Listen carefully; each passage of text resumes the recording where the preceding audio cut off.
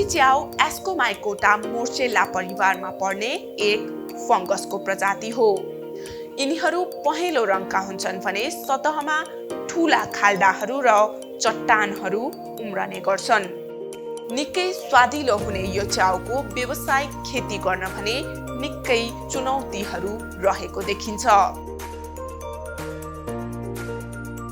नेपालमा यसको व्यावसायिक खेती नभए पनि चीनमा भने यसको व्यावसायिक खेती भइसकेको छ। सरकारले उचित वातावरण निर्माण गरे नेपालमै यसको व्यावसायिक खेती गर्न सकिने लामो समयदेखि च्याउको व्यावसायिक खेती र अनुसन्धान गर्दै आएका प्रोफेसर टीकाराम अर्याल बताउनुहुन्छ। यो च्याउ स्वास्थ्य लाभले भरिपूर्ण हुनाले यसमा पोटासियम, भिटामिन र कपर प्रशस्त हुन्छन्। यस च्याउ भिटामिन बी बाहेक भिटामिन डी को पनि एक समृद्ध स्रोत हो।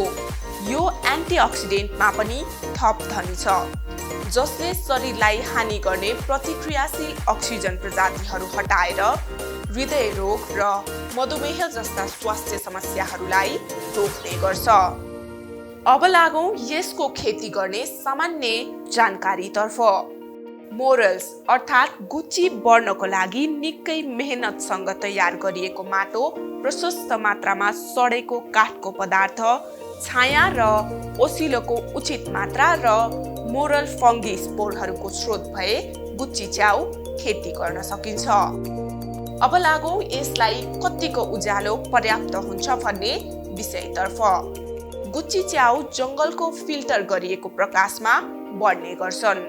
तिनीहरू एल्म, खरानी, एल्डर, स्याउ र ओक जस्ता पातलो रुखहरू मुनि र वरपर बढ्ने गर्छन्।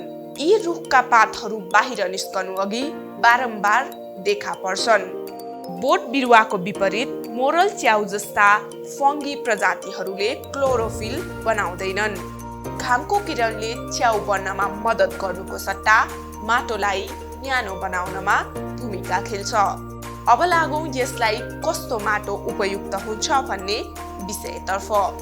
यो कुनै संयोग होइन कि मोरल च्याउको समूह मरेको, सडिरहेको र जलेको रुखको वरिपरि बढ्छन्।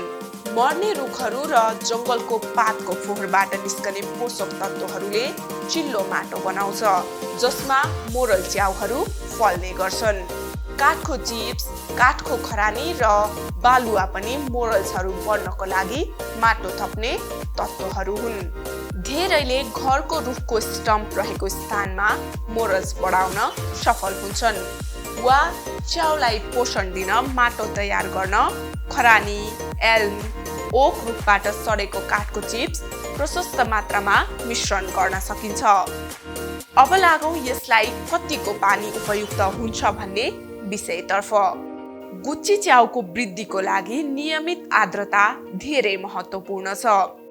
क्याप्चर गरिएको वर्षाको पानी यस खेतीको लागि राम्रो मानिन्छ। अब लागौं यसको लागि कस्तो तापमान र आर्द्रता उपयुक्त हुन्छ भन्ने विषयतर्फ। मोरल च्याउ चिसो मौसममा राम्रो हुन्छ। 60 डिग्रीदेखि 70 डिग्री फरेनहाइट तापक्रम र 40 को छिटपुट वर्षा र बादल लागेको दिनको चिसो साँझको हल्का वसन्त मौसमले मोरल खेती र फसल काट्ने मौसमलाई विस्तार गर्ने गर्छ। यसको विपरीत जब मौसम सुक्खा र तातो हुन्छ, मोरल्स चाँडै ओइलाउने गर्छन्। अब लागौं यसलाई कस्तो मल उपयुक्त हुन्छ भन्ने विषयतर्फ। राम्रो माटो सबै उर्वरक मोरल च्याउलाई आवश्यक हुन्छ। कम्पोस्ट, पात मोल्ड, काठको खरानी र कम्पोस्ट मल सबै मोरल च्याउ बेडका लागि उपयुक्त हुन्छन्। मोरल च्याउ परिपक्वता प्राप्त गर्न निश्चित आकारमा पुग्न आवश्यक छैन। पुराना च्याउहरू पनि स्वादिष्ट हुन्छन्। जमिनको तहमा काटेर वा पिन्च गरेर मोरल्स काट्नुपर्छ। यसले फसलमा फोहोरको मात्रा कम गर्नेछ। ओसिलो कागज अथवा तौलियाहरू बीच फ्रिजमा 1 हप्तासम्म पनि भण्डारण गर्न सकिन्छ। यो वसन्तहरूमा फुल्छ, न धेरै तातो न धेरै चिसो। यो सधैँ देवदार र पाइन रुखहरू मुनि पाइने गर्छ। यसको धेरै प्रजाति हुने भएकोले यसको बारेमा थप जानकारी हामी अर्को रिपोर्टमा ल्याउनेछौँ।